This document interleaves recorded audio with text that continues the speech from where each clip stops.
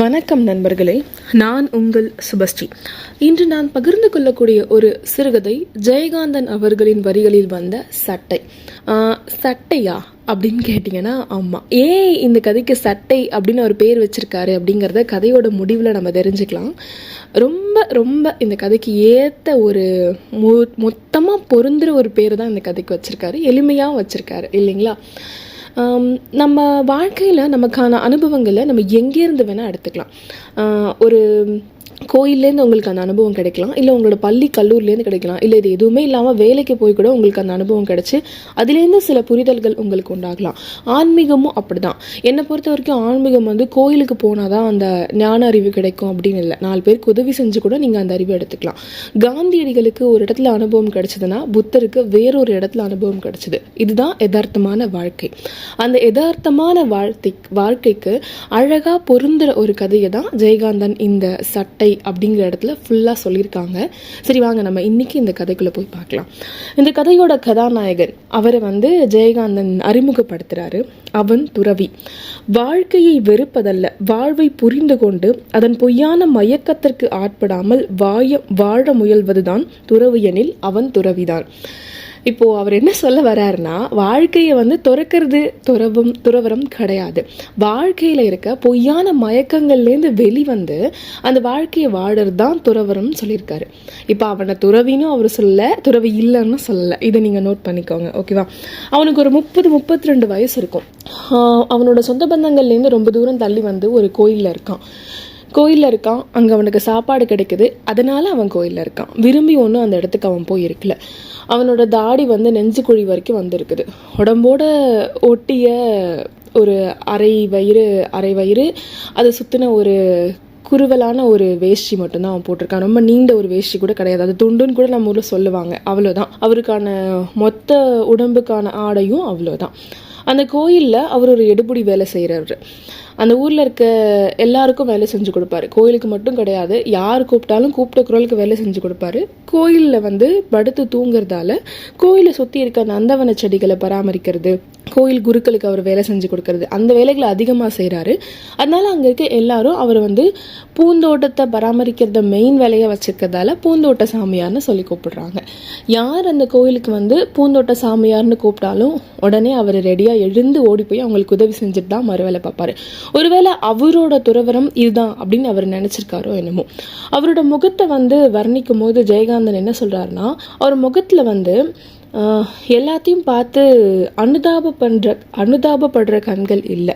ஆனால் அவரோட முகத்தில் இருக்க கண்களில் எது இருந்தாலும் அதை ஆராய்ஞ்சு தெரிஞ்சுக்கணும் அப்படிங்கிற ஒரு விஷயம் இருந்தது அப்படின்னு சொல்லியிருக்காரு. இப்போது கொஞ்ச நாள் இல்லை, ஒரு சில வருடங்கள் அவரோட வாழ்க்கை இந்த மாதிரி தான் போயிட்டுருக்கு. கோயிலில் அவர் படுத்திருக்காரு, அங்கே இருக்க சிறு வேலைகளை செய்கிறாரு, 2 வேளை உணவு அவருக்கு கிடைச்சிருது. அவரோட வாழ்க்கை இப்படியே ஒரு 4-5 வருஷம் ஓடிக்கிட்டு இருக்கு. ஒரு நாள் அதிகாலை இருக்கும், அவர் படுத்து உடங்கிட்டு இருக்கும்போது பக்கத்தில் குளக்கரையிலேருந்து ஒரு அழுகல் சத்தமும் விம்மல் சத்தமும் கேட்குது. இந்த நேரத்தில் யாரா இப்படி அழுதுட்டு இருக்குது அப்படின்னு சொல்லி எழுந்து போய் பார்க்குறாரு. அந்த கிராமத்தில் இருக்க செட்டியார் வீட்டு அம்மா, செட்டியார் அவங்களோட மனைவி, அவங்க கடவுள் முன்னாடி முட்டி போட்டு அழுதுகிட்டு இருக்காங்க.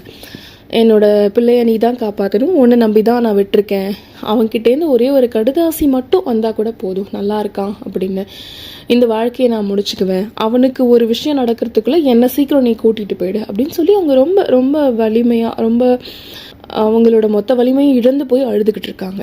இப்போது பூந்தோட்ட சாமி அவங்க பக்கத்தில் போய் நிற்கிறான். அவங்களுக்கு அவர் வந்ததெல்லாம் தெரியலை. அழுது முடிச்சுட்டு அவங்க எழுந்து போகும்போது சாமியாரை பார்க்குறாங்க. சாமி, எனக்கு அவ்வளோ கஷ்டம் இருக்குது சாமி, மனசுக்குள்ளே யாருக்கிட்ட சொல்லி அழுகிறதுன்னு தெரில, அதான் இங்கே கடவுள்கிட்ட முறையிட்டுட்டேன். இந்த மாதிரி என் பையன் கொஞ்ச நாளைக்கு முந்தி கோவிச்சுக்கிட்டு வடக்கு பக்கம், நம்ம நாட்டோட வடக்கு பக்கம் ஓடிட்டான்.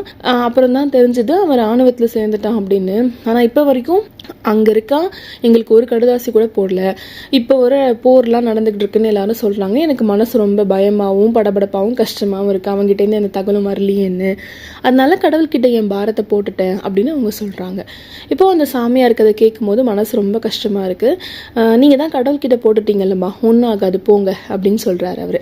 இப்போ இந்த அம்மா என்ன சொல்கிறாங்கன்னா, உங்கள் வார்த்தையை நான் சாமி வார்த்தையாக நினச்சிக்கிறேன் அப்படின்னு சொல்லிட்டு அந்த இடத்த விட்டு நகர்ந்து போயிடுறாங்க. இப்போ அவங்களுக்கு தைரியம் கொடுத்ததுல இவனுக்கு ஒரு சந்தோஷம். சரி, நம்மளால முடிஞ்சது, நம்ம ஒரு நல்ல விஷயம் பண்ணியிருக்கோம் அப்படின்னு. இப்படியே இவனோட வாழ்க்கை வந்து போய்கிட்டு இருக்கு. இன்னும் கொஞ்ச நாள் கழிச்சு என்ன ஆகுதுன்னா, அந்த கோவிலில் கீதா உபசாரம் பண்ண போகிறாங்க. இந்த கோயிலில் உபன்யாசம் பண்ண போகிறாங்க. அதுக்கு ஒரு துறவி வரதா இருக்கார். அதுக்காக வந்து கீர்த்து கொட்டகையெல்லாம் போட்டு எல்லாம் ரெடி பண்ணிக்கிட்டு இருக்காங்க. நைட் மக்கள் நிறைய பேர் வந்து உபன்யாசம் கேட்கறதுக்காக வருவாங்க அப்படின்னு சொல்லிட்டு. இப்போது அந்த கோயில் பூசாரி வந்து கூப்பிடுறாரு, பூந்தோட்ட சாமி இங்கே வாயேன் அப்படின்னு. இவர் உடனே ஓடி போய் சொல்லுங்கள் சாமி அப்படின்னு கேட்டோன்னே, நம்ம பட்டாளத்து பிள்ளை இருக்காங்கல்ல, அவங்க வீட்டில் வந்து கல்யாண ஜமுக்காலம் இருக்குது, அதை போய் கொஞ்சம் வாங்கிட்டு வரீங்களா அப்படின்னு சொல்கிறாரு. உடனே இவனும் சரிங்க சாமி அப்படின்னு சொல்லிட்டு ரொம்ப வேகமாக நடைமா ஓடி போய் பட்டாத்து பிள்ளை வீட்டுக்கிட்ட வந்து நிற்கிறான். அவரோட வீட்டு திணையில் நிற்கிறான். அவரோட வீடு வந்து எப்படி இருக்கும்னு ஜெயகாந்தன் சொல்லியிருக்காருன்னா, எப்போவுமே ஒரு 10 பேர் உட்கார்ந்துருப்பாங்க கிராமத்தில். ஏன்னா பட்டாளத்து பிள்ளை வந்து படிக்க தெரிஞ்சவர். தினமும் காலம்பரை எழுந்து அந்த ஊருக்கு வர நாளிதழ் அவர் படித்து சொல்வார். அங்கே இருக்க எல்லாரும் மொத்த கதையும் கேட்டுட்டு அதுக்கப்புறம் எழுந்து போய் அவங்கவுங்க வேலையை பார்ப்பாங்க. இப்போவும் அப்படிதான். அன்னைக்கு வந்திருக்க செய்தித்தாள் அவர் எடுத்து உட்காந்து படிக்கிறாரு. அடடா, அப்படியா, இப்படி தான் நடக்கணும், இப்படி நடந்தால் தான் இந்த உலகத்தில் நல்லது ஜெயிக்கும், இல்லைன்னா எப்போவுமே அதர்மம் மட்டும்தான் ஜெயிச்சுக்கிட்டு இருக்கும் அப்படின்னு சொல்லிட்டு இருக்காரு. இப்போ பக்கத்தில் இருக்க செட்டியார் கேட்குறாரு, என்ன பிள்ளைவாள் நீங்கள் பாட்டு சொல்லிக்கிட்டு இருக்கீங்க, என்னன்னு சொன்னால் தானே எங்களுக்கு தெரியும் அப்படின்னு. அப்போது பட்டாளத்து பிள்ளை சொல்கிறாரு, பார்த்தீங்களா, மறுபடியும் நம்ம சும்மா இருந்தாலும் பக்கத்தில் இருக்க நாடுகள்லாம் நம்ம இராணுவத்தோட போர் செஞ்சுக்கிட்டு இருக்கு. நான் கூட என்னோட சின்ன வயசுலலாம் நினச்சிருக்கேன் செட்டியார், இந்த மாதிரி இராணுவம்லாம் எதுக்கு, மக்களை பார்த்துக்க மாட்டாங்களான்னு. ஆனால் கொஞ்ச நாள் போக போக தான் புரிஞ்சுது, அதர்மத்தை அழிக்கிறதுக்கும் அநியாயத்தை வெல்றதுக்கும் நம்ம கையிலையும் ஆயுதங்கள் இருக்கணும். நம்ம அமைதியான முறையில் இருந்தால் மட்டும் நம்மளால ஒரு விஷயத்த பண்ணிட முடியாது. ஹிட்லர் பண்ண மாதிரி பெரிய பெரிய டாங்கியெல்லாம் வச்சு இந்தியாவை அடிக்கிறதுக்கு எல்லாரும் ரெடியாக இருக்காங்க. இப்போதான் நம்ம இந்திய ராணுவமும் அதுக்கு எதிராக போர் தொடுத்துட்டு இருக்கு. எனக்கு இது ரொம்ப பிடிச்சிருக்கு. இந்த மாதிரி ஒரு வழியில் நம்ம போனால் மட்டும்தான் அதுக்கு நமக்கு நியாயம் கிடைக்கும்னா நம்ம அதை தான் செஞ்சு ஆகணும் அப்படின்னு சொல்லி பட்டாளத்து பிள்ளை சொல்லிக்கிட்டு இருக்காரு. இப்போது இவ்வளோ வீரமாக பேசிக்கிட்டு இருக்க பட்டாளத்து பிள்ளையோட முகத்தை பார்த்துட்டு செட்டியார் கேட்குறாரு, இந்த வாக்கியங்களை வாழ்க்கையில் யார் சொன்னாலும் நான் வந்து ஏற்றுப்பேன், ஆனால் நீங்கள் சொல்கிறீங்க அதுதான் என்னால் ஏற்றுக்கவே முடியலன்னு. ஏன் இப்படி சொல்கிறீங்க அப்படின்னு சொல்லி பட்டாளத்து பிள்ளை கேட்டுகிட்டே திரும்ப செய்தித்தாளை படிக்கிறாரு. அதில் டெல்லியை சேர்ந்த ஒரு இளம் வயது மேஜர் இராணுவத்தில் மரணம் அப்படின்னு போட்டிருக்கு. அதை படிக்கும்போது அவரோட குரல் வந்து தழுத்தழுக்குது. ஏன்னா அந்த வயதில் அவரோட பிள்ளைய அவர் பட்டாளத்தில் பறி கொடுத்துருக்காரு. கிட்டத்தட்ட 30-40 வருஷம் அந்த மனுஷன் பட்டாளத்தில் வேலை செஞ்சுருக்காரு. வீட்டுக்கு வந்து மறுபடியும் தன்னோட பிள்ளையை இராணுவத்துக்கு அனுப்பி அவரையும் இந்த நாட்டுக்காக பறி கொடுத்துருக்காரு. இப்போ இந்த செய்தியை படிக்கும் போது அவரோட கண்களில் நீர் தழும்பி நிற்குது. ஆனாலும் அதை உள்ள அடக்கிக்கிட்டு மறுபடியும் வீரமாக பேச ஆரம்பிக்கிறாரு.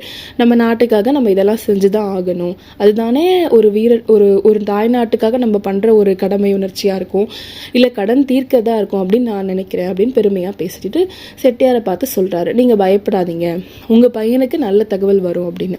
இப்போது பட்டாளத்து பிள்ளை சொன்ன இந்த வாக்கியங்கள் செட்டியாருக்கு ரொம்ப தைரியமாக இருக்குது. அவருக்கு மனசுக்குள்ளே உறுத்தல் இருக்குது. ஏன்னா இவரோட மனைவி தான் நம்ம ஆரம்பத்தில் கதையில் பார்த்தப்போ கோவிலில் அழுதுட்டு இருந்தாங்க இல்லையா, அவரோட மகன்கிட்டேன்னு எந்த ஒரு தகவலும் வரல அப்படின்னு சொல்லிட்டு. ஆனாலும் இப்போ பட்டாளத்து பிள்ளை சொல்லும்போது அதை ஏற்றுக்கிறார். ஏன்னா பட்டாளத்து பிள்ளையோட இடத்துல இருந்து செட்டியார் யோசிக்கும் போது அவர் எந்த அளவுக்கு தைரியமாக இருக்கார், எவ்வளோ தைரியமாக நாட்டுக்காக பண்ணணும்னு நினைக்கிறாரு. அப்போ நம்மளும் அப்படி நினச்சிக்கணும் அப்படின்னு சொல்லி ரொம்ப தைரியமாக்கிக்கிறார் மனசை. யார் பட்டாளத்து பிள்ளையோட பேச்சை ஒரு 10 நிமிஷம் கேட்டாலும் அவருக்கு அடிமை ஆயிடுவாங்க. அவங்களையும் மீறி அவங்க மனசுக்குள்ள இருக்க நாட்டு பற்றி அவர் வெளியில கொண்டு வந்துடுவார். அவர்கிட்ட அப்படி ஒரு வசீகரம் இருந்தது. இப்போ இங்கே நடந்த நிகழ்வுகள் எல்லாத்தையும் அப்படியே பேண்டு வேடிக்கை பார்த்துட்டு இருக்காரு பூந்தோட்டசாமி. எதுக்கு வந்தோம், இங்கே என்ன நடக்குது அப்படிங்கிறதே அவருக்கு புரியல. இந்த இராணுவம், இந்த பேச்சு, இது மட்டும்தான் இப்போ அவரோட மனசுக்குள்ளேயும் மூளைக்குள்ளேயும் ஓடிட்டு இருக்கு. எதர்ச்சியாக இவரை பார்த்த பட்டாளத்து பிள்ளை கேட்குறாரு, யாரு, பூந்தோட்டசாமியா, என்னையா வந்துட்டு அப்படியே நிற்கிற, ஒன்றுமே பேசாமல், என்ன விஷயம் அப்படின்னு கேட்குறாரு. இப்போ தான் பூந்தோட்டசாமிக்கு வந்து தூக்கத்துலேருந்து எழுந்த மாதிரி இருக்குது. அவர் பட்டாளத்து பிள்ளையை பார்த்துட்டு, ஐயா, கோயில் குருக்கள் வந்து கல்யாண ஜமுக்காலம் வாங்கிட்டு வர சொன்னாருங்க, உள்ளே போனோம், எனக்கு கொஞ்சம் வாங்கி கொடுக்குறீங்களா, நான் எடுத்துகிட்டு போயிடுவேன் அப்படின்னு சொல்கிறாரு. இப்போ பட்டாளத்து பிள்ளை சொல்கிறாரு, உள்ளே போங்க, மருமக பிள்ளை இருக்கும், அதுக்கிட்ட போய் கேளுங்க, காலம்பரையே கேட்டாங்க என்கிட்ட, நான் தான் மறந்துட்டேன் அப்படின்னு சொல்கிறாரு.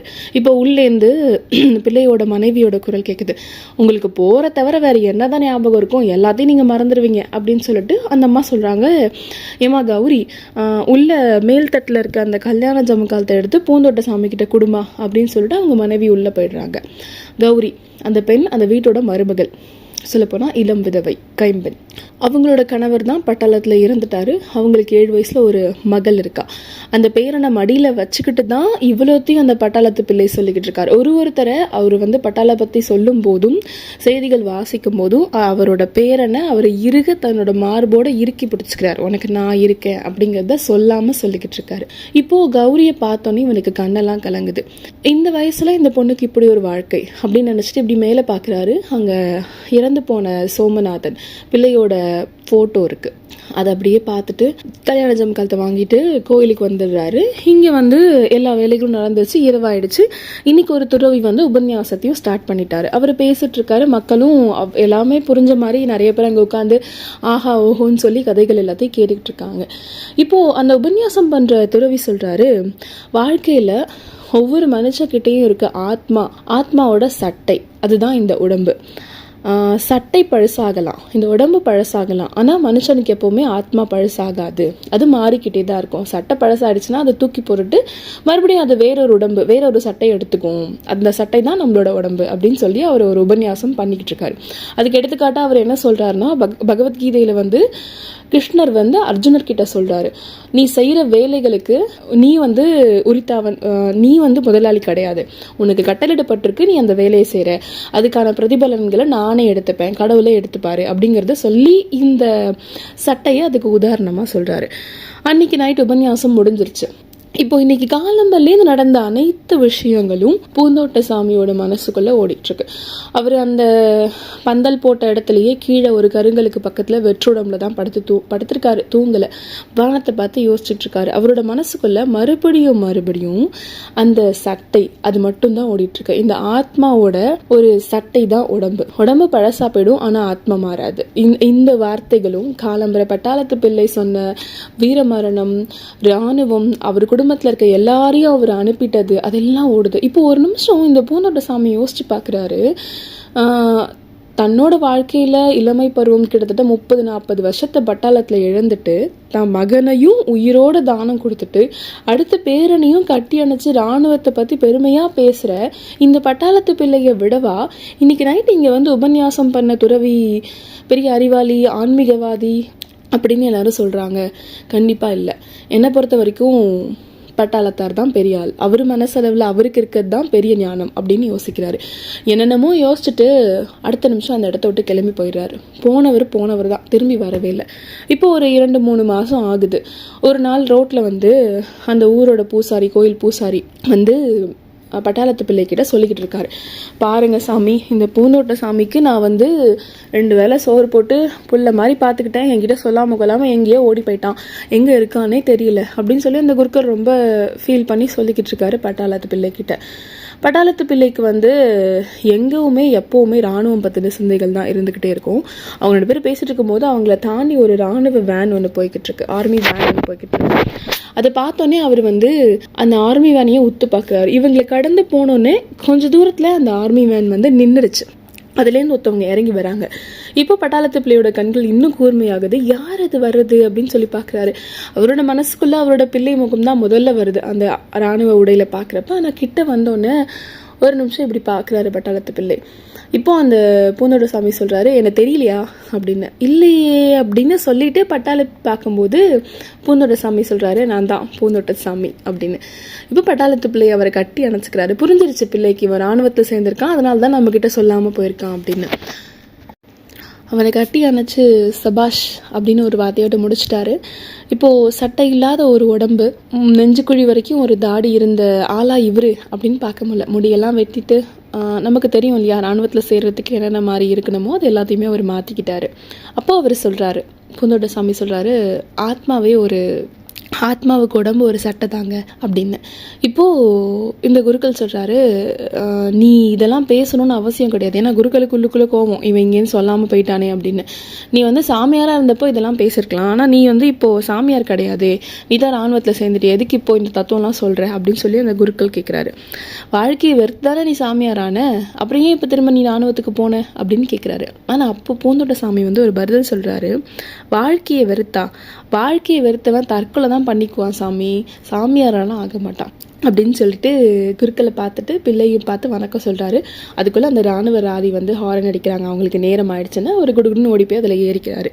அவ்வளோதான் இந்த கதை. இப்போது அங்கே 2 பேருமே வேறு எதுவுமே பேசிக்கல. குருக்களும் எதுவும் பேசல, பிள்ளையும் எதுவும் பேசல. அந்த இடத்த விட்டு நகரும் போது பிள்ளை சொல்கிறாரு, கண்டிப்பாக அவன் துறவி தான், கண்டிப்பாக அவன் சாமியார் தான் அப்படின்னு பிள்ளை சொல்கிறாரு. குருக்களுக்கு ஒன்றும் சொல்ல முடியல. அவருக்கும் கண் கலங்கிடுச்சு. அந்த இடத்த விட்டு நகர்ந்துட்டாரு. இப்போ இந்த பிள்ளையோட வார்த்தை இருக்குல்ல, கண்டிப்பாக அவன் துறவி தான் அப்படின்னு. ஆமாம், ஏன்னா வாழ்க்கையில் துறவரம் அப்படிங்கிறது எப்படி வேணால் இருக்கலாம். உங்களுக்கு அந்த துறவரத்துக்கு நீங்கள் எடுத்துக்கிறத பொறுத்து இருக்குது. சில பேருக்கு வந்து ஆராய்ச்சி பண்ணுறது, அதுதான் அவங்களோட துறவரம். சில பேருக்கு வேலை, சில பேருக்கு குடும்பம். ஸோ துறவரம்ங்கிறது என்னை பொறுத்த வரைக்கும் ஆன்மீகம் மட்டும் கிடையாது. நம்ம எதை எடுத்துக்கிறோம், அது நம்ம எது வரைக்கும் எடுத்துகிட்டு போகிறோம் அப்படிங்கிறது தான் இருக்குது. அதோட நம்ம வாழ்க்கையில் சட்டை வந்து ஒரு சின்ன விஷயமா நினச்சிருப்போம். ஆனால் இந்த உடம்பே ஒரு சட்டை அப்படின்னு ஒரு தத்துவத்தை சொல்லி இந்த கதையை ரொம்ப அருமையாக நமக்காக கொடுத்த ஜெயகாந்தனுக்கு தான் நம்ம நன்றி சொல்லணும். எனக்கு இந்த கதை ரொம்ப ரொம்ப பிடிச்சிருந்தது.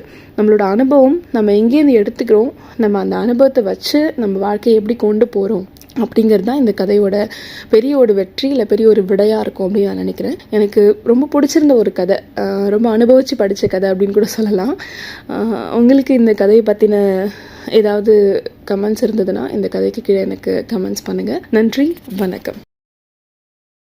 இந்த மாதிரியான தமிழ் சிறுகதைகள், தொடர்கதைகள், கவிதைகள் எல்லாமே கேட்குறதுக்கு என்னோட வேதான் ப்ராட்காஸ்ட் சேனலை லைக் பண்ணுங்கள், ஷேர் பண்ணுங்கள், சப்ஸ்கிரைப் பண்ணுங்கள். முக்கியமாக மறக்காமல் பெல் ஐக்கானை ப்ரெஸ் பண்ணுங்கள். தினமும் நான் போடுற கதைகள் உங்களுக்கு நோட்டிஃபிகேஷனில் வரும்.